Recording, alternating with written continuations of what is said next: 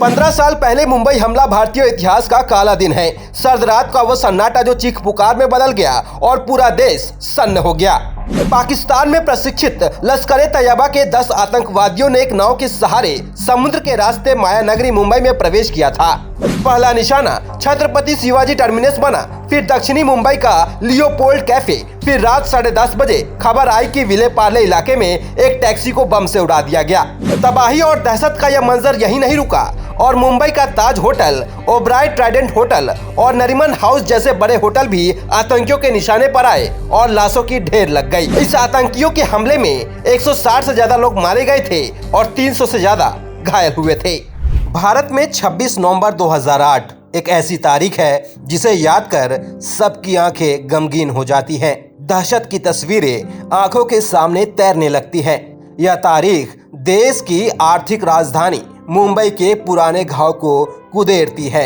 आज से 15 वर्ष पहले इसी दिन दुनिया की सबसे भीषण और क्रूर आतंकी हमलों में से एक की गवाह मुंबई भी बनी थी।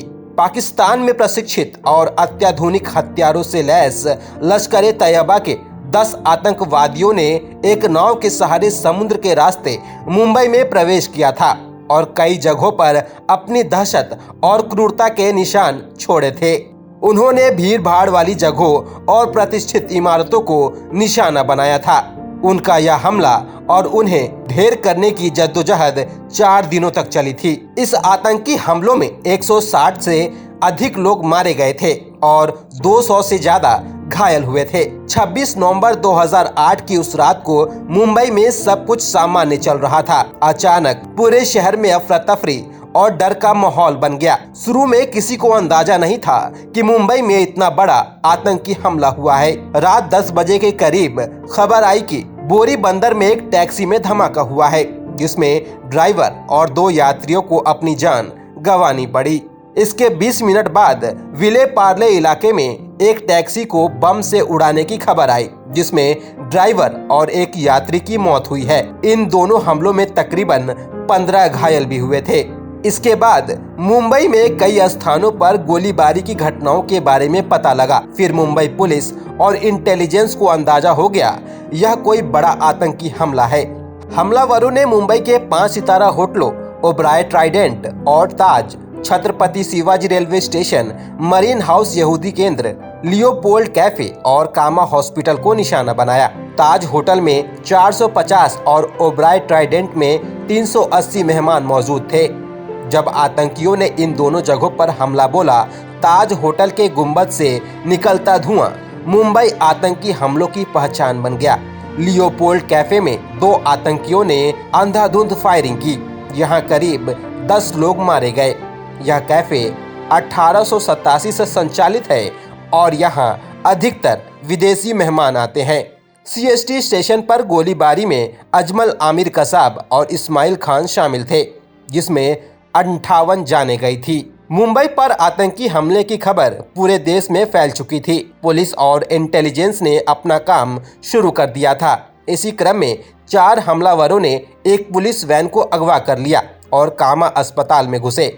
इसी अस्पताल के बाहर आतंकियों के साथ हुई मुठभेड़ में मुंबई ATS चीफ रहे हेमंत करकरे, मुंबई पुलिस के अशोक कामटे और विजय सालस्कर मारे गए। इसी रात एक स्कोडा कार को अगवा करके भागते हुए सब इंस्पेक्टर टुकाराम ओम्बले ने आमिर अजमल कसाब को जिंदा पकड़ा था और उसके साथ वाला आतंकी मारा गया था। इस दौरान टुकाराम को कसाब ने गोलियां मारी थी, जिससे उनकी मौके पर ही मौत हो गई थी। मुंबई आतंकी हमले की सबसे बड़ी चुनौती थी ताज होटल और ओबराय ट्राइडेंट्स में फंसे लोगों और वहां मौजूद आतंकियों द्वारा बंधक बनाए गए लोगों को सुरक्षित बाहर निकालना। इसके लिए राष्ट्रीय सुरक्षा गार्ड यानी NSG के कमांडो ने मोर्चा संभाला। ओबराय होटल में NSG ने दोनों आतंकियों को मारकर यहां सभी बंधकों को छुड़ा लिया, लेकिन ताज होटल में ऑपरेशन लंबा खिंचा। ताज में 4 आतंकी घुसे थे और 31 लोगों को गोली मार दी थी। उन्होंने होटल के एक हिस्से में कई लोगों को बंधक बना रखा था। इसी होटल में ऑपरेशन के दौरान मेजर संदीप उन्नीकृष्णन शहीद हुए थे। यहाँ 29 नवंबर की सुबह तक एनएसजी ने चारों आतंकियों को ढेर कर बंधकों को छुड़ा लिया था। इस तरह 26/11 मुंबई आतंकी हमले में शामिल 9 आतंकी मारे गए। आमिर अजमल कसाब जिंदा पकड़ा गया। कसाब के खिलाफ मुकदमा चला। अदालत द्वारा उसे मौत की सजा सुनाई गई और 21 नवंबर 2012 को पुणे के यरवाड़ा जेल में सुबह 7:30 बजे उसे फांसी दे दी गई। लेकिन इस हमले में सिर्फ यही 10 आतंकी शामिल नहीं थे। इनके आका पाकिस्तान में बैठे थे। हाफिज सईद इस हमले का मास्टरमाइंड था। जैबुद्दीन अंसारी उर्फ अबू जुंदाल पाकिस्तान में बैठकर मुंबई आए 10 आतंकियों को निर्देशित कर रहा था। तहव्वुर राना ने हथियारों की व्यवस्था की थी। ये सभी अभी जिंदा हैं। राना इस समय अमेरिकी जेल में बंद है और उसे भारत लाने के प्रयास चल रहे हैं।